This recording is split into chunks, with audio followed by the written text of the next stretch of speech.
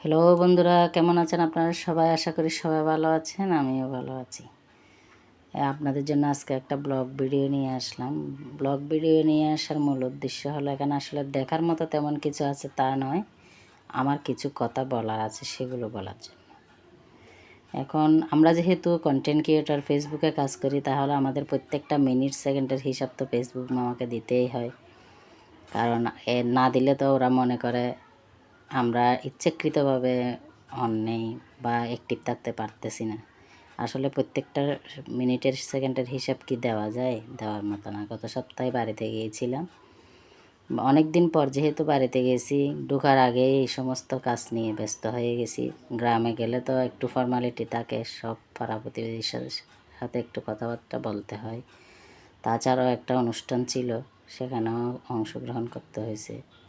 সব কিছু মিলিয়ে তেমন অ্যাক্টিভ থাকতে পারি নাই, বা সময় মতো কাউকে কমেন্ট বা রিপ্লাই কমেন্ট করতে পারি নাই। আবার অনেক সময় বাসায় থাকলেও দেখা যায় কি, একটা কমেন্ট করতে গেলাম বা রান্নায় চুলায় কিছু বসাই গেলাম, একটা কমেন্ট করে ফেসবুক তো অন আছে, সবাই আমাকে অনই দেখতেছে।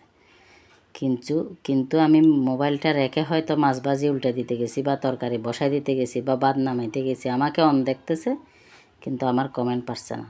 আবার অনেক সময় এমন হয়, আমি গিয়ে ঘুরে আসছি, তখনও পোস্ট হয় নাই, এরপরে পোস্ট করছে, আমার যাইতে ঘন্টাখানেক লেট হয়ে গেছে। তো এই সমস্ত বিষয় নিয়ে আসলে ভুল বোঝাবুঝিটা অনেকটাই বেড়ে যাচ্ছে ফেসবুকে। কিছুই করার নেই, এর মধ্যে আমাদের কাজ করতে হবে। যার ভালো লাগবে সে পাশে থাকবে, যার ভালো লাগবে না সে পাশে থাকবে না। কারণ সব কিছুর আগে আমাদের সংসার এবং নিজের জীবন। আমি সুস্থ থাকলে, আমার সংসার বাঁচলে, তারপরে ফেসবুক, বাকিটা নয়। একজন কন্টেন্ট ক্রিয়েটার যখন মরে যায়, তখন 2 দিন সবাই হা হু হা করে পোস্ট দেয়, একটা নিজের কন্টেন্ট বানিয়ে নেয়। কিন্তু একজন কন্টেন্ট ক্রিয়েটারের প্রতিটা মুহূর্তের যুদ্ধ কেউ অনুভব করে না। মুখে যদিও বলে অনুভব করে, বাস্তবে অনুভব করলে কথার তীর এভাবে বিদাইতে পারতো না। কোনো না কোনোভাবে প্রত্যেকটা কন্টেন্ট ক্রিয়েটারে আরেকজন কন্টেন্ট ক্রিয়েটারের ডিপ্রেশনের কারণ হয়ে যায়। এটা যেমন মানুষকে বাঁচিয়ে রাখতে সাহায্য করে, তেমন মেরে ফেলতেও সিদ্ধান্ত নিতে সাহায্য করে।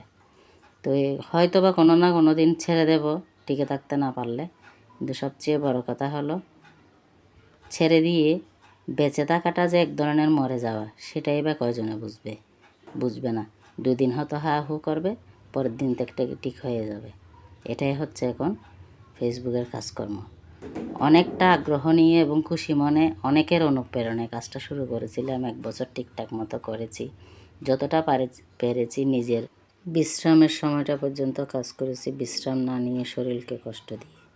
কিন্তু দিন শেষে বুঝতে পারলাম, আপনি যতক্ষণ অ্যাক্টিভ থাকতে পারবেন, ততক্ষণে আপনি ক্রিয়েটর, নইলে নয়।